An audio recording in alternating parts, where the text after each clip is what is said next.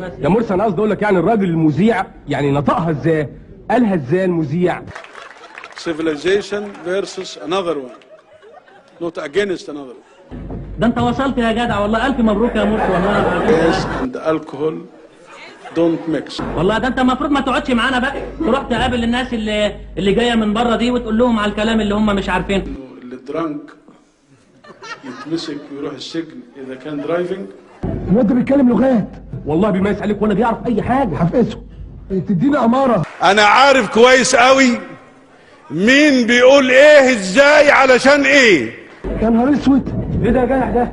القمح مش عايز صوامع، القمح مش عايز صوامع تتخزن، القمح عايز صوامع تخزن.